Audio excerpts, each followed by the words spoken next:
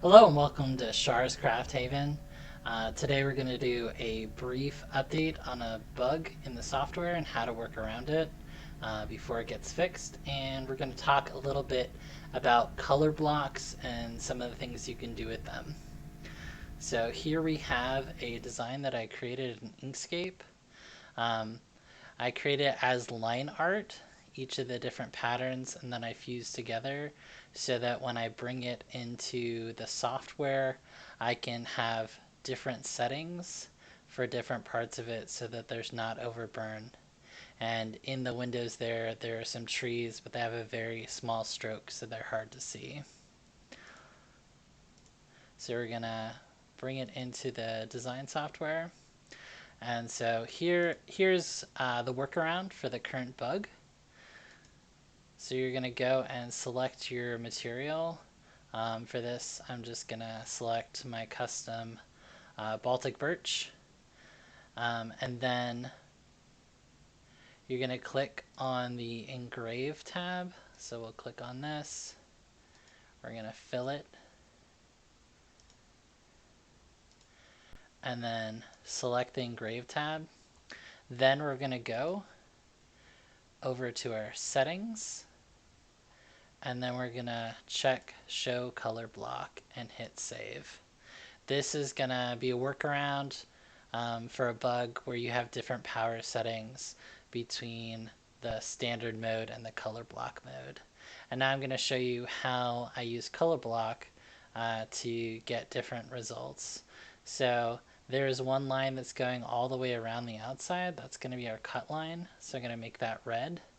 And then I'm going to put in cut settings for my Baltic birch, which is 17 speed,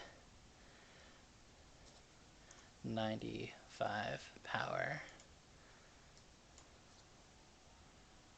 and 1 pass. Now in here, there's another layer that you can't really see because it's overlapping, but we're going to also have that be engrave. So we're going to go to the design tab. We're going to check the fill box so that it engraves that. That's going to be the smoke coming out of our chimney. And then we're going to have different settings for different parts of it. So we will make this part green. And then we'll, the way that I use it with the line art is I use cut settings, but I have it at a fast speed so that it goes so fast that it doesn't cut all the way through, and it gives the effect of a burnt, like wood burning. So we're going to go with 80 speed and then 40 power. This is just an example. I went through a lot of steps to get specific settings for this file that I did in December. And then down here, we're going to choose another color. We're going to go again, pretty high speed, 80, and then this time we'll go with less power because, again, we don't want to overburn. These are really, really close lines together, so they'll get hit multiple times, so we don't need a lot of power. We'll have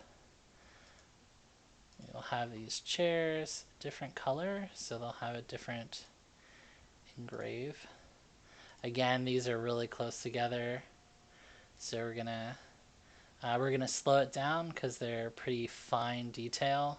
So go 50 speed, but again, we don't want it to cut through. We just want it to engrave quickly along the lines. The rest of this looks like it should be fine. So it's gonna cut out, it's gonna engrave these two parts, and then it's gonna do line art on the rest of these. Again, if you were to do engraving on all of this, your time would be much, much larger than, I believe, the full size of this took between 3 and 5 minutes to do. Whereas when I was looking at doing this all with engraving, it was going to take close to 15 minutes or half an hour per ornament. And so let me show you the end result. And here we have what that turned out like. You can see it engraved in here. This wasn't overcharred, and then it engraved, and then it cut out that little hole for the ribbon.